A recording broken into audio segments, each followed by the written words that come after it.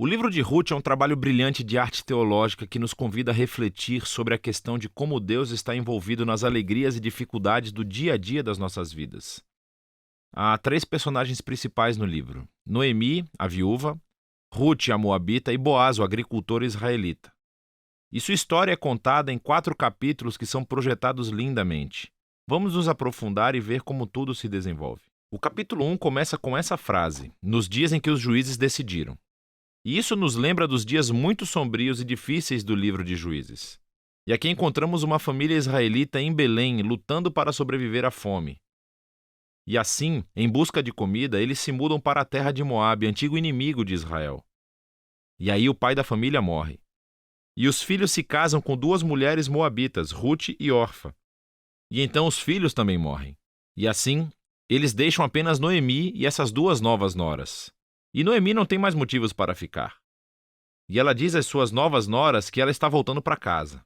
E Noemi sabe que a vida de uma viúva solteira e estrangeira em Israel é muito difícil. E então, ela compele as mulheres a ficarem para trás. Orfa concorda, mas Ruth não. Ela mostra uma lealdade notável a Noemi. E ela diz: onde quer que você for, eu vou. O seu povo se tornará o meu povo e o seu Deus se tornará o meu Deus. E assim as 2 retornam a Israel juntas. E o capítulo termina com Noemi mudando seu nome para Mara, o que significa amargura em hebraico. E ela lamenta o seu destino trágico. O capítulo 2 começa com Noemi e Ruth discutindo onde vão encontrar comida. E acontece que é o começo da colheita da cevada. E assim, Ruth sai em busca de comida e acontece que ela acaba colhendo grãos no campo de um homem chamado Boaz, que por acaso é parente de Noemi. Nos é dito que Boaz é um homem de caráter nobre, e ele observa Ruth. E assim, depois de descobrir mais sobre a sua história, ele mostra uma generosidade notável a ela. Ele permite que a imigrante Ruth possa colher grãos em seu campo. E ao fazê-lo, Boaz realmente obedece a um mandamento explícito da Torá, que é mostrar generosidade aos imigrantes e aos pobres. Boaz está tão impressionado com a lealdade de Ruth a Noemi que ora por ela para que Deus a recompense por sua ousadia. Então Ruth chega em casa naquela noite e Noemi descobre que ela conheceu Boaz e ela está emocionada. Ela diz que Boaz é o resgatador da sua família. Agora, essa coisa de resgatador da família era uma prática cultural em Israel, onde se um homem da família morresse e deixasse para trás uma esposa, filhos ou terra, era responsabilidade do resgatador da família casar-se com aquela viúva, aceitar a terra e proteger essa família. Então, Noemi começa a ter esperança de que talvez haja um futuro para sua família. O capítulo 3 começa com Noemi e Ruth fazendo um plano para que Boaz perceba a sua situação. Então Ruth parará de usar roupas de viúva de luto e dará sinais de que ela está disponível para casar-se. E assim, Ruth vai ao encontro de Boaz na fazenda naquela noite. E quando ela se aproxima, Boaz acorda e ele está totalmente surpreso. E Ruth deixa as suas intenções muito claras. Ela pergunta se Boaz vai redimir a família de Noemi e se casar com ela. Boaz é mais uma vez surpreendido pela lealdade de Ruth, Noemi e sua família. E ele chama Ruth de uma mulher de caráter nobre. É o mesmo termo usado para descrever a mulher de Provérbios 31.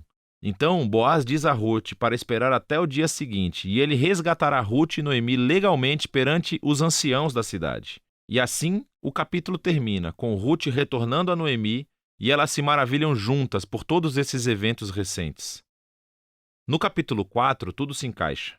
Acontece que, no último minuto, Boaz descobre que há um membro da família que está mais perto de Noemi do que ele, e ele é realmente elegível para resgatar a família antes de Boaz. Mas no último segundo, esse membro da família descobre que ele vai ter que se casar com Ruth, a moabita, e se recusa. Mas Boaz conhece o verdadeiro caráter de Ruth. E assim ele adquire a propriedade da família de Noemi e se casa com Ruth. E assim, no começo, como Ruth era leal à família de Noemi, agora Boaz é leal à família de Noemi também. A história termina com uma reversão de todas as tragédias no capítulo 1.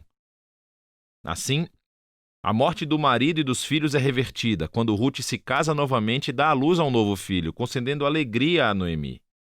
E essa simetria entre abertura e encerramento é ainda mais notável.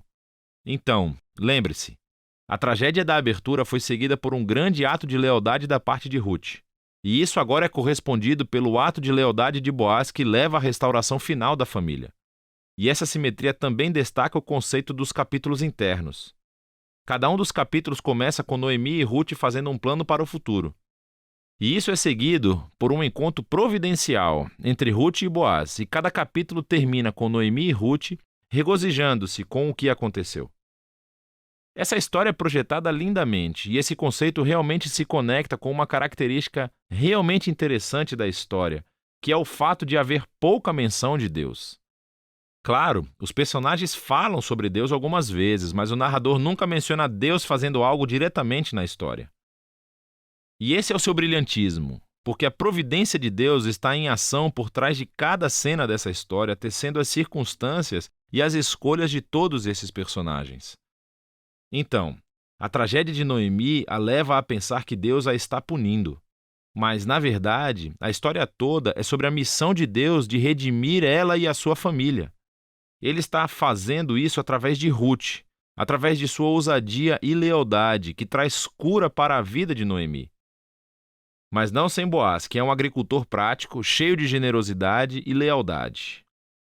E assim, Deus usa sua integridade combinada com a ousadia de Ruth para salvar Noemi e a sua família. E assim, essa história explora de maneira brilhante a interação dos propósitos e da vontade de Deus com a decisão e a vontade humanas. Deus entrelaça a obediência fiel do seu povo para realizar os seus propósitos redentores no mundo. E isso leva ao final verdadeiro da história.